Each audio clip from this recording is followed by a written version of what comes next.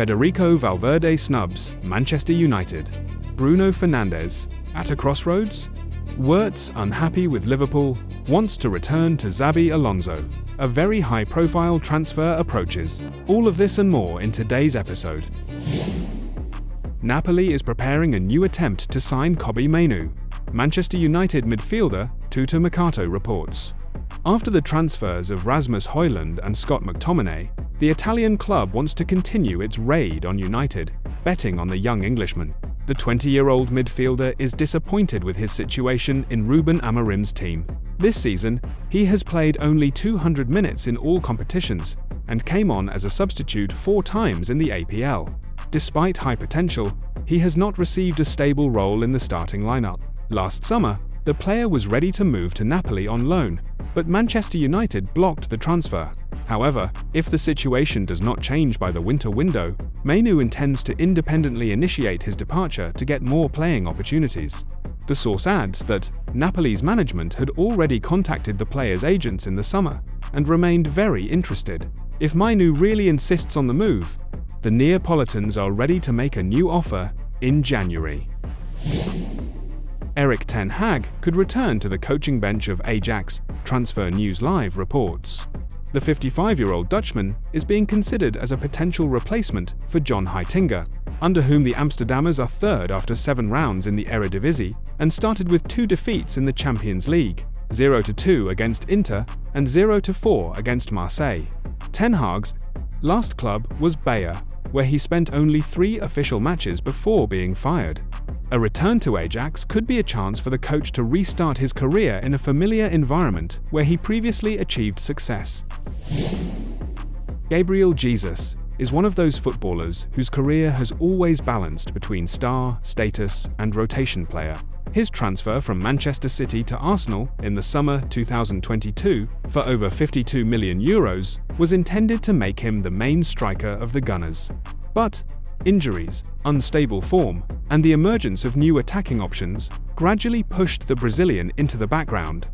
Now Arsenal is ready to sell him for €34 million, almost €20 million less than they paid.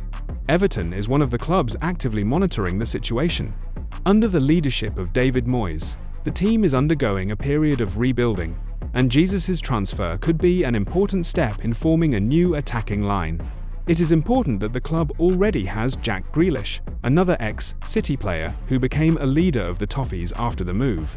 Grealish added creativity, pace, and character, and now Everton is striving to acquire another versatile attacking player who can work in tandem with him. Jesus is not a classic centre-forward, but rather a mobile, technical player capable of playing both as a striker and as a false 9 or winger. His experience in top clubs, ability to work under pressure, create chances independently, and adapt to different schemes. All this makes him an ideal candidate for Everton, who often suffer from a lack of finishing and attacking variability. The only serious obstacle could be the player's salary, which significantly exceeds the average level at Everton. But if the parties find a compromise, the transfer could become not just a reinforcement, but a career restart for Jesus in a club where he will get more freedom, a stable role, and a chance to become a key player again. In the context of the fight for European competitions and result stabilization, this could be the move that restores Everton's competitiveness. Federico Valverde sent Manchester United packing. The Real Madrid midfielder reacted with a smile to rumours of interest from the English giant, clearly stating he has no desire to move to Old Trafford, Defensa Central reports.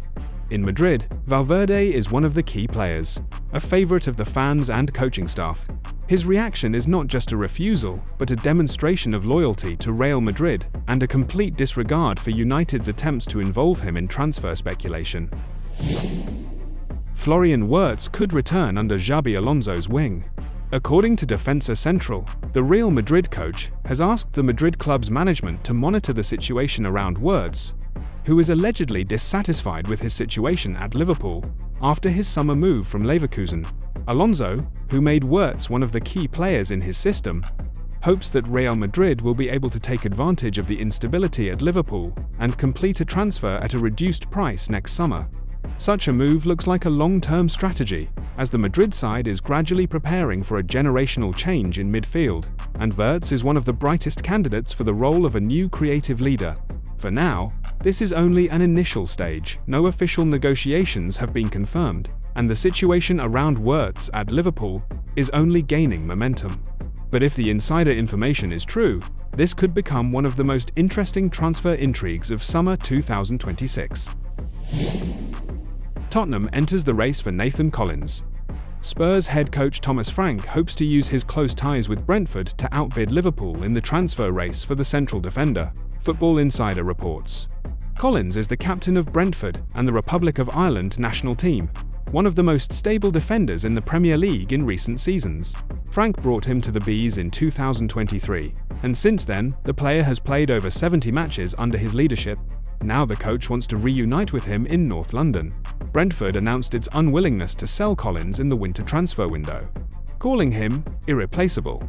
The defender's contract is valid until 2029, with an option to extend, so the club has full control over the situation. However, interest from Tottenham and Liverpool is only growing. The Spurs have problems in central defence. Romero and Van de Ven are unstable, and Dragushin has not met expectations. Liverpool, after Leone's injury, has only 3 healthy centre-backs left, and the club is actively looking for reinforcements. Collins is a player with leadership qualities, strong in the air, calm on the ball, and able to build play from deep. If Brentford does not change its position, the transfer may only happen in the summer, and then it will be one of the hottest deals of the season. Bruno Fernandes at a crossroads? Manchester United could face a serious battle for their captain as early as January. As reported by Manchester Evening News, interest in the Portuguese is growing from both Saudi Pro League clubs and top European teams. In the summer, Al Hilal already offered £100 million for Fernandes, but the player and club refused at the time. Now the situation has changed. United is having a disastrous start to the season, and Bruno himself is unhappy in the new role that Ruben Amorim has imposed on him. His attacking qualities are limited, and his emotional body language on the field is increasingly a signal of dissatisfaction. Saudi clubs are preparing a contract with a salary of £700,000 sterling per week, which is more than double his current earnings. And although Fernandes remains loyal, he has already stated that he will not stand in the club's way if it decides to sell him. European giants are also closely monitoring the situation. Due to United's absence from European competitions, Fernandes is not cup-tied, which makes him an ideal option for clubs looking for reinforcements for the Champions League. Bruno's contract is valid until 2027, but if United does not stabilise its play, and the offer is tempting enough, losing the captain in January seems quite realistic.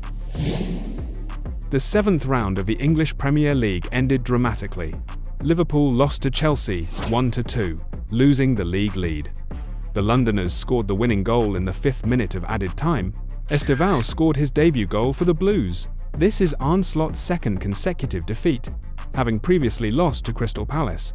Slot after the match: "We created 3 clear chances, but conceded a decisive goal in added time. This is the 3rd consecutive match where small details are going against us. We dominated, but in the final minutes, the game was end-to-end. We need to work even harder to not depend on such episodes." What domination Slot is talking about, honestly, I don't quite understand. Perhaps they played a little better at the beginning of the second half, but there was clearly no smell of domination here. We already thoroughly discussed in the previous issue why Liverpool is currently having such unsuccessful results, so we will not return to that. Whoever wants to can review it. It is interesting and thoroughly explained there. So, after the 5th round, Liverpool had a 5-point lead over Arsenal, now a 1-point deficit. The Gunners beat West Ham 2-0 and go into the international break as APL leaders. Arteta, after the victory: "We dominated, deserved to win. The players who came on as substitutes maintained the level. Saka is incredible. 200 APL matches at his age is something special. We learned lessons from the past and showed that we can react to challenges. None of the teams playing their 7th round matches on Sunday have a chance to catch Arsenal. The Londoners are the new leaders, and Liverpool is going through a period of transformation where Klopp's magic is gradually giving way to Slot's structure." The situation around Lamine Yamal has turned into a real diplomatic conflict between Barcelona and the Spanish Football Federation. After the match against PSG, the young talent felt discomfort in the groin area and personally appealed to Luis de la Fuente with a request not to call him up for the October national team matches. But the coach's reaction was harsh. "If you can play for Barcelona, then you can play for us." This comment caused outrage at the Catalan club. Sporting director Deco contacted representatives of the federation to explain the medical situation, but the response was cold. Despite everything, Yamal was included in the national team squad, which Barcelona perceived as a direct provocation.